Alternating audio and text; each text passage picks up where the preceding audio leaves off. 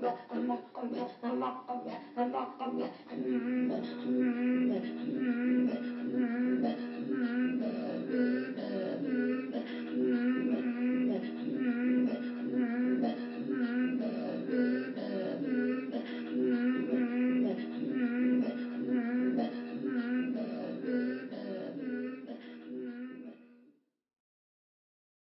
the early 90s, Harriet and I were visiting an ex-student who is a teacher and was at that time living with her mother in the Six Nations settlement near Oswego, Ontario.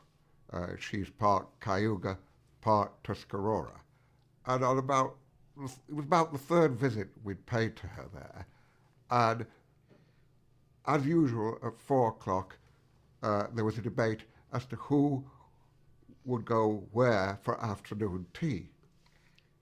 And I made a remark to Jackie that this seemed peculiarly English. Well, of course, she said. Look around you and think. We are a lot more English, actually, most of us, in ancestry than you are.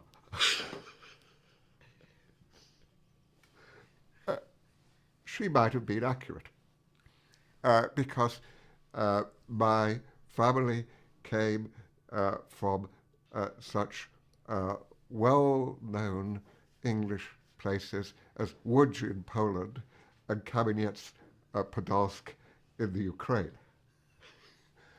And somehow or other, my various grandparents, great-uncles, great-aunts had ended up in an industrial city called Leeds in Yorkshire in the north of England, which was the centre of the tailoring industry. So that's where I grew up. My father was a doctor and my mother a teacher until she gave up teaching around the age of, I suppose, 35. And this was a Jewish home, but the religion was applied very lightly because my parents had become non-believers. The community was about 5% of the population. It lived in two areas. It had moved from the centre of town to two areas on the periphery called Moortown and All Woodley. All Woodley was known by locals as All Yidley. And Leeds, it was on the one hand superficially tolerant of its Jewish community, some of whom had flourishing careers there, but there was also a lot of anti-Semitism. And my parents were conscious of this when they were students because, for example, 3 members of my father's medical school class of 20 wore the black shirts of the British Union of Fascists. 2 of them ended up being killed fighting for Britain in World War II against the people they had supported. So I grew up in Leeds in the 50s. That's when I really became conscious. I was sent to a small day school, a private school, called Leeds Grammar School. And I grew up in a clean suburb, linked by bus to a very filthy town centre 8 kilometres away, so full of dirt and pollution that the town hall was covered with black dust, 1/4 of an inch thick. The only bits of it that were white were where the pigeons had taken a shit. And it was, the high school was extremely traditional. Leeds Grammar School was its name. It's now amalgamated with its sister school, the girls' school. But this was an all-boys school. We wore grey shorts and later on grey flannel pants, a blue blazer, a grey or white shirt, a school tie, and the blazer we wore had a motto, nullius non mater disciplinae, meaning the mother of not a little learning. Most of us could not translate it. There was also a blue cap with intersecting yellow stripes that were called banana skins. Incredible sexual repression was the norm. This was the little Victorian era in Britain in the 1950s. And it's really difficult to go back to that kind of atmosphere. You have, first of all, the conformism which spread everywhere after the shocks of World War II, together with a community in which the nonconformist church had always been strong. But ours was an Anglican high school. So I got Anglicanism at school and occasional Judaism at home.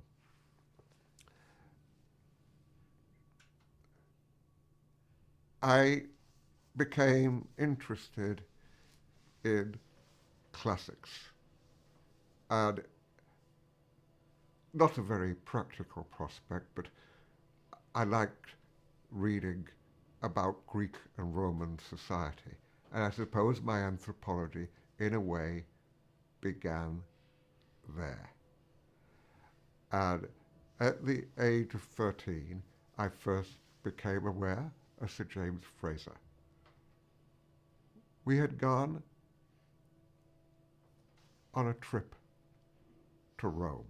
This was a high school trip, led by one of the Latin and Greek teachers who had got a PhD at Oxford but dropped out of academia because of alcoholism. He was also a totally unsuccessful paedophile. In other words, I gather he got no action. This was the 1950s, after all, and it was a day school. But here we were in Rome. We were given an archaeologically interesting tour of the gentleman's site, Ostia Antica. And he pointed out the significance of the fact that here were the first ever public latrines that anyone had excavated, just before the Great Recession that began with the reign of Marcus Aurelius. Hydraulics was a key to the success of Rome, we were told. Very good insights. We were also told to miss St. Peter's. Nothing worth seeing there, he said. And we were taken on a tour to Frascati, where you could get really good wine, and a Lavano, where you could get Chasenese wine, which he proceeded to get drunk on. And then, on a really hot April day, we ascended a mountain to Lake Nemi. Lake Nemi, we were told, was where an interesting barge could be found. A Roman barge had been excavated just after the war, and we were shown it. And we were showed some mosaics that had been excavated from the settlement. But Lake Nemi, said Frederick Henry Wilson, was famous because it was the site of the opening passage of a book we must sometimes read called The Golden Bough, which described how in the sacred grove by the lakeside, towards the evening, a certain priest lurked who was also a king, anticipating, sword at hand, the rival who might challenge him for the title. So, in a certain sense, that was one of the first acquaintances I had with anthropology. Though my parents had bought me copies of a collection called the Oxford Junior Encyclopedia, volume 1 of which was Peoples of the World. And I read with particular fascination the articles on the Dinka and the Nua, not realizing that the person who wrote those articles, because he wasn't named at the bottom, would be one day my internal doctoral examiner, Godfrey Lienhardt. There were conflicting influences that ended up with my going into anthropology, because on the one side there was a practical political concern, and on the other hand there was a purely antiquarian concern, and in a way they were at war. The political concern came about from the fact that my parents were of a generation where Zionism and socialism were not incompatible aims.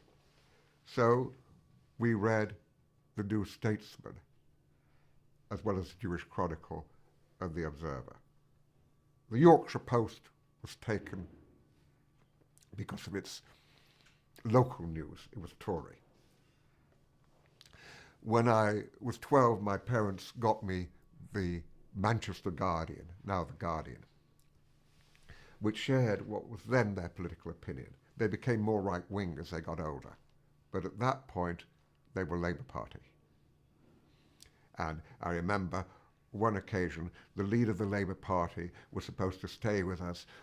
He was the leader of the opposition in Britain when he was visiting the area, but we all got flu 2 days before, and he ended up staying with the next door neighbours,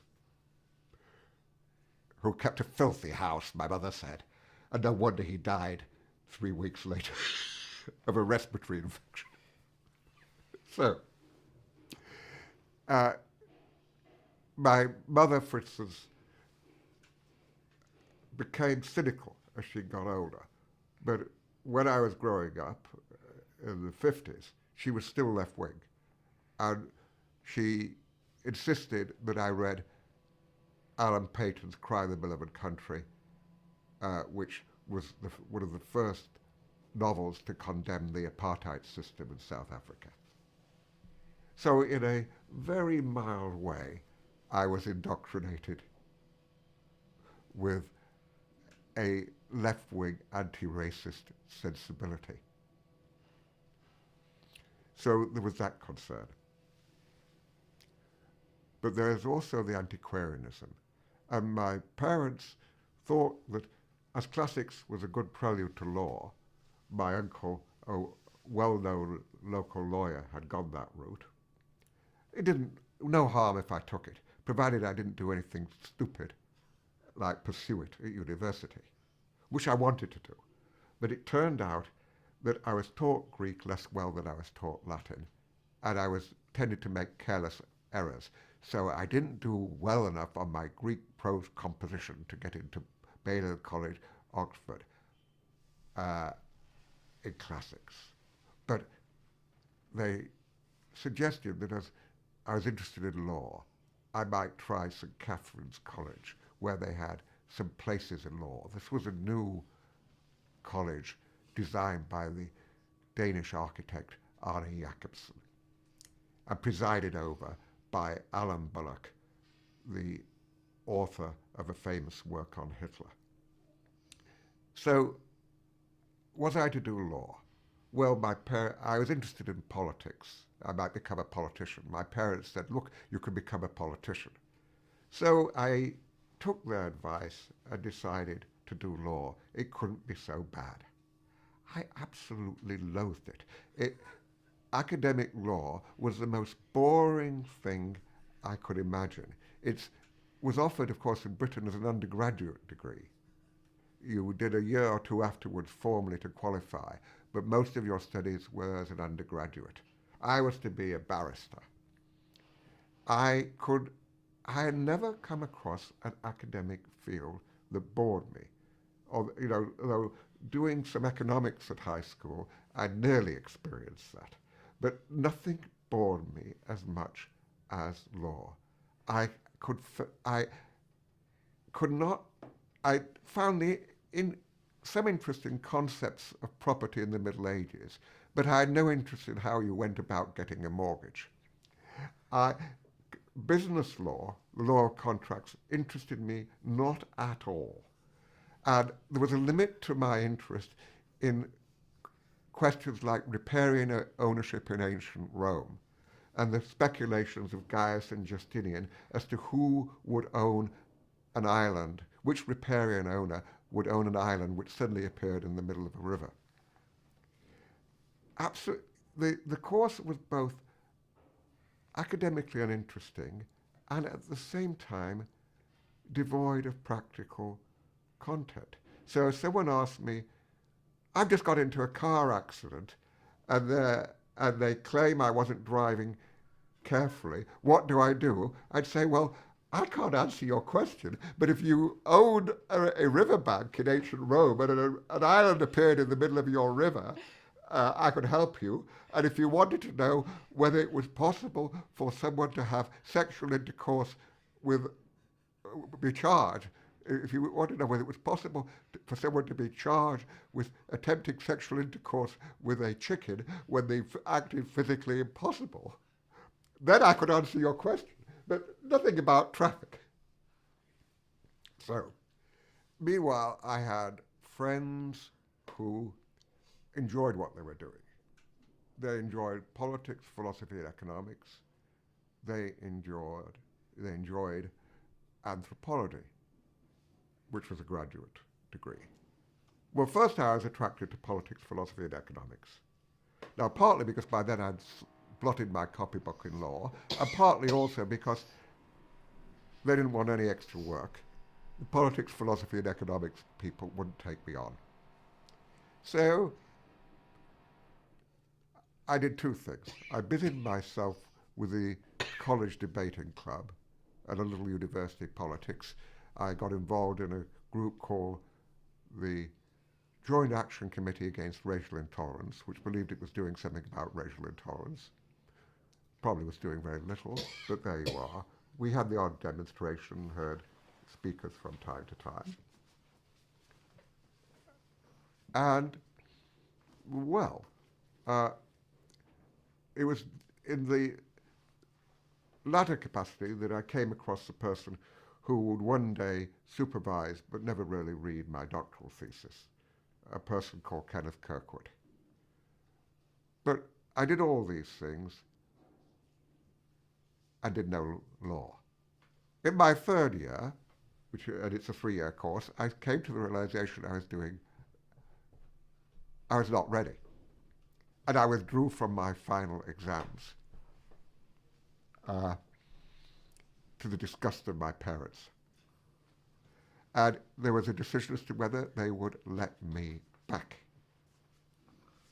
And a friend of mine who'd been to the same high school, a working class guy called Colin Holt, who was one of my best friends, happened to know a person with a key vote on my readmission, the chaplain. I was already an atheist. And I was Jewish, and this was the Anglican chaplain, who was half Maori, half Chinese, and expert on Freud. We met. We got on. He stood up for me, and I ended up, as a result of my sins, doing a 4th year of law instead of getting it over with 3. Meanwhile, I had met some friends who were doing anthropology, and I was intrigued. One of them sat with a copy of Totemism most of the day. He ended up, by the way, in Australia. And that's something I could do. Well, I passed the degree. At that point, I inherited £500 from my grandfather. And my parents said, well, if you really want to get it out of your system, you can go do your anthropology for a year and see if it works out. As long as you promise you'll come back to law if you don't, if it doesn't. Okay.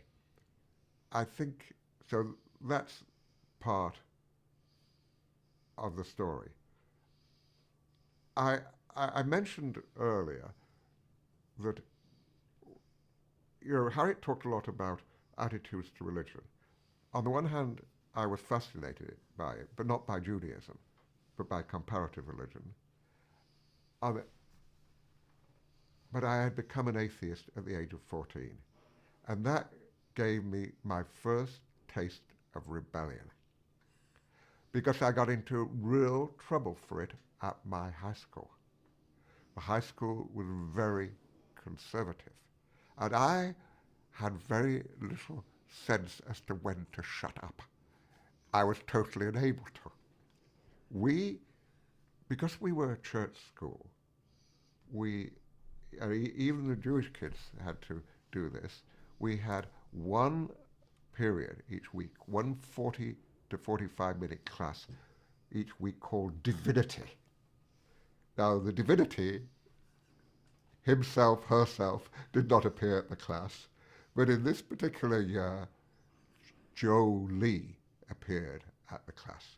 Joe Lee, I think, taught biology or geography. I can't remember now. But he was about 60, and he was the Boy Scout leader. And because of that, this 60-year-old man would appear in his glasses, but wearing green Boy Scout clips and shorts, quite often. And you have to remember that the Boy Scouts were in origin both a militaristic and a somewhat religious organization. And Joe Lee informed us the first class of divinity, we were all 15 or 16, that communism was what we must fight, because the first item, the first rule laid out in the Communist Creed was, there is no God. Towards the end of the year, I was assigned an essay, The Origin of Religion.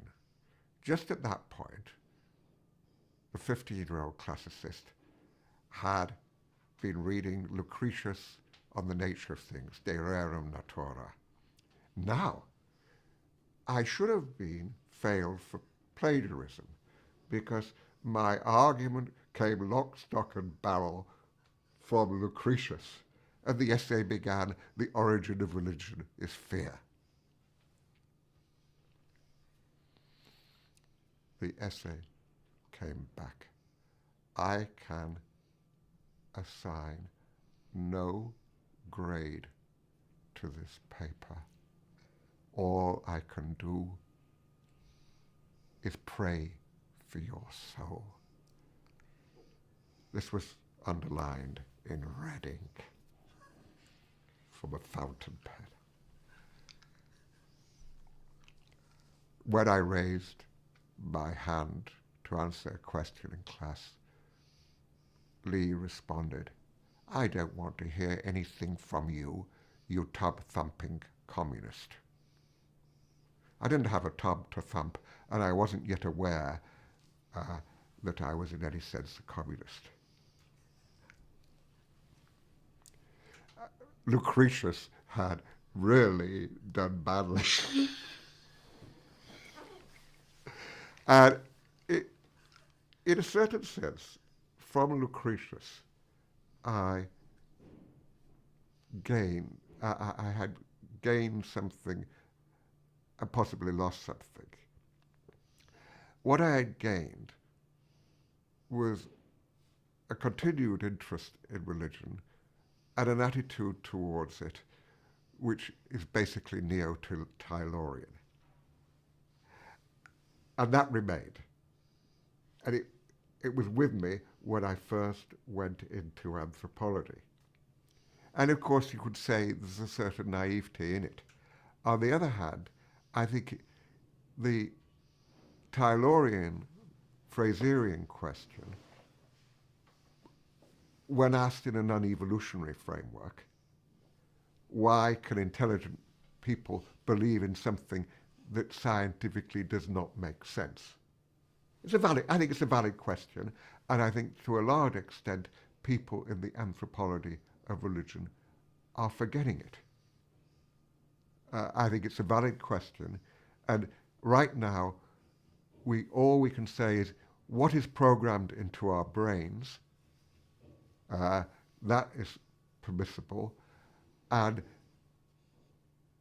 is it real? That's allowed. But the Tyler's question, even in a non-ethnocentric guise, isn't allowed. At the time, I would have answered the question in an ethnocentric fashion. I learned better. But anyway, cut. I finished my law the second time round. I've got a good enough degree to go into graduate studies, but not immediately to get a scholarship. I get that after a year. At first, I'm bored by readings in political anthropology because I didn't find African political systems very exciting. And my very able teacher for that year, the late Jean Buxton, did not convey her enthusiasm to me fully, though her lectures on legal anthropology, I had to admit, were good.